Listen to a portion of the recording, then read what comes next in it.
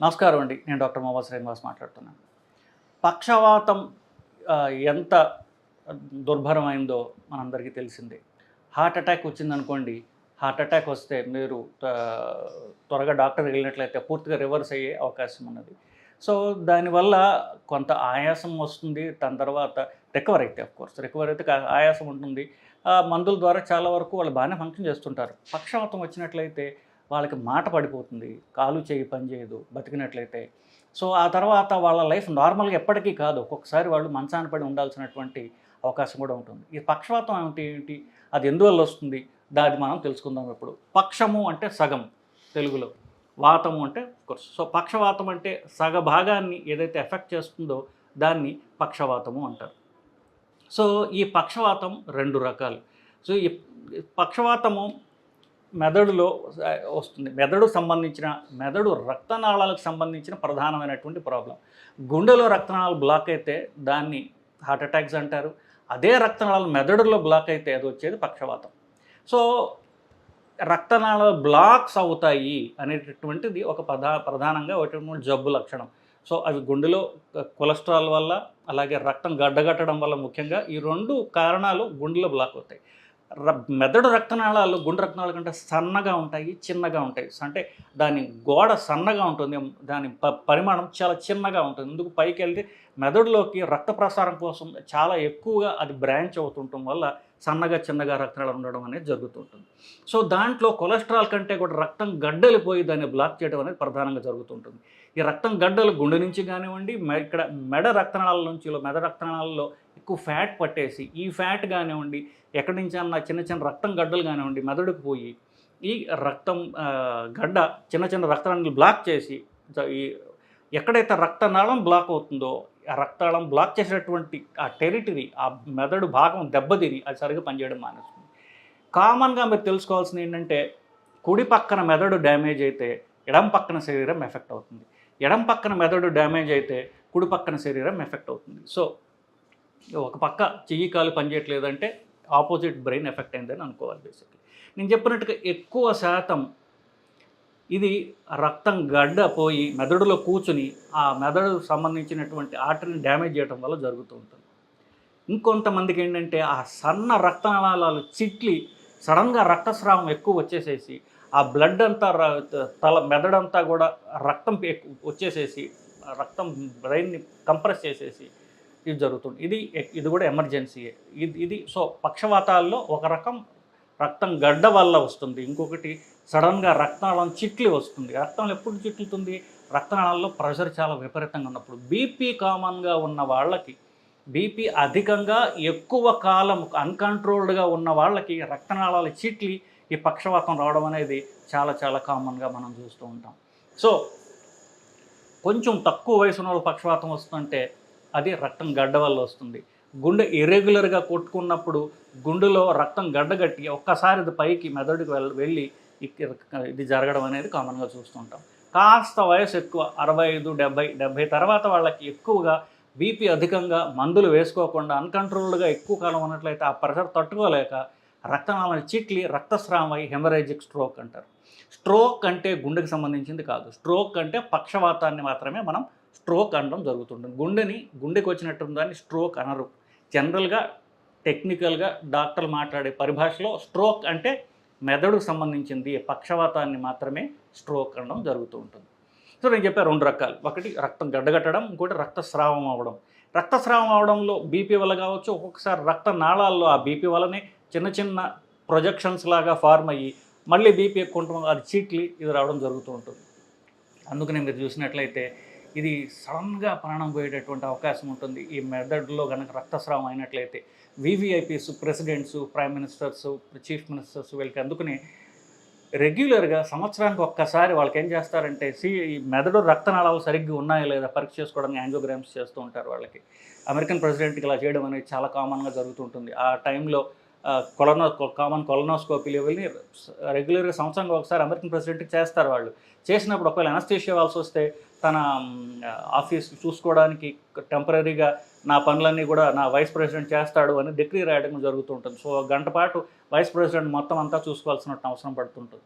So, ఇట్లా సంవత్సరానికి ఒకసారి వాళ్ళు మెదడులో రక్తనాళాలు సరిగ్గా ఉన్నాయా లేదా, ఎక్కడన్నా చిట్లిపోయే అవకాశం ఉందా అని చెప్పేసి ముందే వాళ్ళు పరీక్ష చేసుకొని చూసుకుంటుంటారు. అఫ్కోర్స్ బీపీ నియంత్రణ ఎలాగో పెడతారు. సో ఇది అఫ్కోర్స్ జనరలైజ్ జరగడానికి చెప్తున్నాను బేసి.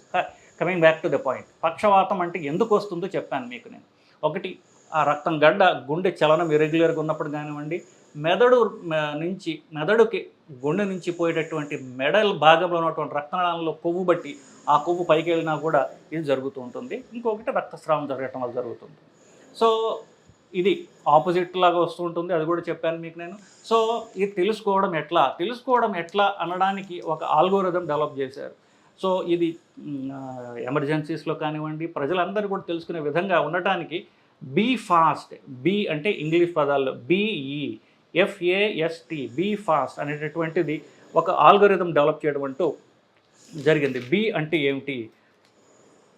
బి ఫర్ బి, రెండో బి అక్షరం. బి అంటే మీకు సడన్గా బ్యాలెన్స్ తప్పినట్టు మీకు అనిపిస్తోందా, మీరు నడుస్తుంటే సడన్గా మీకు బ్యాలెన్స్ తప్పుతోంది, నడవడానికి కష్టంగా ఉన్నది, మీ అడుగులు స్ట్రైట్గా పోవడం లేదు, అటు ఇటుగా తూలుతున్నారు మీరు అన్నట్టుగా ఉంటే బ్యాలెన్స్ తప్పడం. సో మీకు సడన్గా మీరు బ్యాలెన్స్ తప్పడం చూస్తున్నారా? రెండోది ఈ ఫర్ ఐస్, కళ్ళు. సడన్గా మీకు ఒకళ్ళు ఇద్దరిద్దరుగా కనిపిస్తున్నారా, లేకపోతే ఒక కంట్లో సడన్గా చూపు మందగించిందా? ఈ రెండు. So BE. తర్వాత FAST, ఫాస్ట్. ఎఫ్ అంటే ఫస్ట్ ఫేస్. సడన్గా ఫేస్ ఒక భాగం సరిగ్గా డ్రూపింగ్ వస్తుందా మీకు చూసేవాళ్ళకి తెలుస్తుంది. మీకు ఎలా తెలుస్తుంది? ఇక్కడ నుంచి కనుక లాలాజలం సరిగ్గా కారిపోతుందా, మీరు మాట్లాడుతుంటే ఒక భాగం సరిగ్గా ఫేస్ పనిచేయడం లేదా, మీకు ఒక భాగం ఫేసు స్పర్శ తెలియడం లేదా, అయితే ఇట్లా పక్కకు వచ్చేసిందా, especially angle of the mouth, పెదాలకి అటుపక్క ఇటుపక్క ఉండేవి ఇట్లా కిందకు వచ్చేసింది అనుకోండి, ఇది పక్క సరిగ్గా పనిచేయనట్టు లెక్క. అలాగే ముక్కు పక్క భాగంలో ఉండేటటువంటి ఫోల్డ్ ఉంటుంది. ఈ ఫోల్డ్ ఇక్కడ కండ బాగున్నట్లయితే ఈ ఫోల్డ్ క్లియర్గా ఉండాలి. కొంతమందికి ఈ కండ సరిగ్గా పనిచేయక ఈ ఫోల్డ్ సరిగ్గా ఉండదు, ఫ్లాట్ అయిపోయి ఉంటుంది, ఇలా కిందకు వచ్చేసి ఉంటుంది. ఇది సో ఫేస్కి సంబంధించినటువంటిది ఇది. సో ఫేస్ డ్రూపింగ్ ఉందా, సో ఇక్కడ యాంగిల్ ఆఫ్ ది మౌత్ కిందకు వచ్చిందా, ఈ ముక్కు పక్కనటువంటి ఫోల్డ్ కిందకు వచ్చిందా, లేకపోతే మీరు లాలాజలం వచ్చేస్తుందా, మాట్లాడుతుంటే ఇటు పక్క సరిగ్గా పనిచేయట్లేదు అనిపిస్తుంది. కొన్ని మీకు తెలుస్తాయి, కొన్ని ఎదుటి వాళ్ళకి తెలుస్తాయి. డ్రూపింగ్ ఎదుటి వాళ్ళకి బాగా తెలుస్తుంది, లేకపోతే మీరు అద్దంలో చూసుకోవాలి. కానీ లాలాజలం రావడం, స్పర్శ తెలియకపోవడం, మాట్లాడుతుంటే ఇది ఇట్లా పక్కకు రావడం, ఇట్లాంటివి మీకు తెలుస్తాయి. So F for face. తర్వాత FA అంటే చెయ్యి. మీరు మాట్లాడుతుంటే సడన్గా అంటే పనిలో ఉండగా చెయ్యి సడన్గా పవర్ తగ్గి కిందకు వచ్చేసింది, లేదా సడన్గా స్పర్శ తెలియట్లేదు, మీరు ఏమైనా పట్టుకోవాలనుకుంటే గ్లాస్ పట్టుకోవాలన్నా, ఆబ్జెక్ట్ పట్టుకోవాలన్నా బలం తగ్గిపోయింది మీకు, ఒక చెయ్యి సడన్గా పవర్ తగ్గిపోయింది. FA ఫర్ ఆమ్ అంటే చెయ్యికి సంబంధించిన బలం తగ్గిపోవడం. తర్వాత S ఫర్ స్పీచ్, మాటలు ముద్దగా మాటలు వస్తున్నాయి, మీరు మనసులో ఒకటి అనుకుంటున్నారు, అది మాటల రూపంలో బయటికి రావడం లేదు. ఇది కామన్గా రెండు జరుగుతూ ఉంటాయి. లేకపోతే అసలు మాటే పడిపోయింది, మాట్లాడటం కుదరడం లేదు. సో మూడవది స్పీచ్, మాట సంబంధించినటువంటి ముఖము, చెయ్యి, మాట. లాస్ట్ది టీ ఫర్ అంటే టైం, అంటే మీరు ఎంత త్వరగా మీరు డాక్టర్ వెళ్ళగలిగితే అంత మంచిది. So FAS 3. So BF ఫాస్ట్లో BEFAST. B నేను చెప్పినట్టుగా బ్యాలెన్స్ తప్పడం, కళ్ళు సంబంధించి ఉంటే తేడాలు రావడం, ఫేస్కి సంబంధించిన సగం ఫేస్లో తేడాలు రావడం, తర్వాత చెయ్యికి సంబంధించిన పవర్ తగ్గిపోవడం, లాస్ట్ది మాటలో తేడా రావడం. ఇలాంటివన్నీ ఏమైనా ఉన్నట్లయితే కనుక మీరు 3 గంటల లోపల కనుక మీరు త్వరగా ఈ సిమ్టమ్స్ ఎప్పుడు మీరు నోటీస్ చేస్తారో అంత త్వరగా మీరు కనుక 3 గంటల లోపల డాక్టర్ దగ్గరికి వెళ్ళినట్లయితే వాళ్ళు ఈ మెదడులో గడ్డ కరగడానికి ఒక ఇంజెక్షన్ ఇవ్వడం జరుగుతుంది. ఇంజెక్షన్ ఇస్తే ఇంత భయంకరమైనటువంటి ప్రాబ్లం ఉన్నది పూర్తిగా రివర్స్ అయ్యేటటువంటి అవకాశం అనుకున్నది. సో చిన్న రక్తం గడ్డ పైకి పోతుందని చెప్పి ఆఫ్కోర్స్ మీరు హాస్పిటల్కి వెళ్ళగానే వాళ్ళు ఏం చేస్తారు, ఫస్ట్ CT స్కాన్ తీస్తారు. CT స్కాన్ తీసి ఇది రక్తం గడ్డనా, రక్తస్రావమా, లేకపోతే రక్తం గడ్డ చిట్లిందా, లేదంటే రక్తం గడ్డనా అని చేయడానికి CT scan plain CT scan తీస్తారు. ప్లెయిన్ CT స్కాన్లో రక్తస్రావం కాదు, ఎందుకంటే పూర్తిగా డిఫరెంట్. ఒకవేళ రక్తం గడ్డ రక్తం నాళం చిట్లి రక్తం వచ్చేసింది అనుకోండి, మనం రక్తం గడ్డ కరిగే ఇంజెక్షన్ ఇస్తే ప్రమాదం అయిపోతుంది. సో రెండు ఆపోజిట్ ట్రీట్మెంట్, ఒకటి రక్తం గడ్డ, ఒకటి రక్తస్రావము, పూర్తిగా ఆపోజిటివ్ కదా. సో ఇవి తెలుసుకోవడానికి ఫస్ట్ CT స్కాన్ చేస్తారు.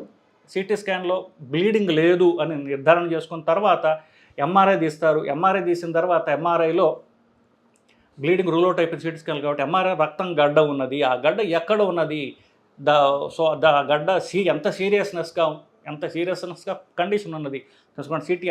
తర్వాత ఎంఆర్ఐ తీస్తారు. సిటీ ఎంఆర్ఐ రెండు తీసిన తర్వాత వాళ్ళకి ఒకవేళ రక్తం గడ్డ మాత్రమే ప్రాబ్లము అని నిర్ధారణ అయిన తర్వాత వెంటనే ఆ గడ్డ కరగడానికి ఇంజెక్షన్ ఇచ్చే అవకాశం ఉంటుంది. 3 గంటలు ఒకవేళ ఈ చిన్న మెదడు భాగంలో కనుక ఈ బ్లాక్ వచ్చినట్లు, ఈ రక్తం గడ్డ ఉన్నట్లయితే 4.5 గంటల దాకా కూడా ఇది ఇవ్వచ్చు. 3 నుండి 4.5 గంటల లోపల మీరు ఈ ఫెసిలిటీ రక్తం గడ్డ కరిగించే ఇంజెక్షన్ ఉన్నటువంటి ఫెసిలిటీకి వెళ్ళగలిగితే వాళ్ళు ఇంజెక్షన్ ఇస్తే పక్షవాతం పూర్తిగా రివర్సిబుల్ అవుతుంది. వయస్సు నిమిత్తం లేకుండా. ఇప్పుడు సరే ఈవిడికి 85 ఏళ్ళు ఉన్నాయి కదా, ఏమి ఇస్తే ఏం చేయాలి అనుకుంటారు. కానీ ఆ 85 ఏళ్ళ ఆవిడ పక్షవాతం వచ్చి మంచం మీద పడింది అనుకోండి, సంవత్సరాల తరబడి ఆవిడ కష్టపడుతుంది. మాట లేక, బెడ్ సోర్స్ వచ్చి, చేతులు కాళ్ళు ఆడక, తిండి తినడానికి లేక ఆవిడ కష్టపడుతుంది. ఆవిడ కష్టపడితే మనం కష్టపడాలి, పక్కన ఉన్న వాళ్ళందరం కూడా. సో వయస్సుతో నిమిత్తం లేకుండా పక్షవాతం ఉన్న వాళ్ళందరూ కూడా నేను చెప్పినటువంటి సిమ్టమ్స్ నోటీస్ చేసినట్లయితే 3 నుండి 4.5 గంటల లోపల మీరు హాస్పిటల్కి చేరగలిగితే ఇంజెక్షన్ ఇచ్చే అవకాశం ఉంటుంది. ఈ ఇంజెక్షన్ టీపీఏ అన్నటువంటి టీపీఏ ఇంజెక్షన్ ఇచ్చినట్లయితే కనుక అప్పుడు, లేదా టెనిక్టిప్లేజ్, 2 టీలు గుర్తుపెట్టుకోండి, టీపీఏ టెనిక్టిప్లేజ్, ఈ 2 ఇంజెక్షన్లో ఏది ఇవ్వగలిగినా పూర్తిగా పక్షవాతం తగ్గిపోతుంది.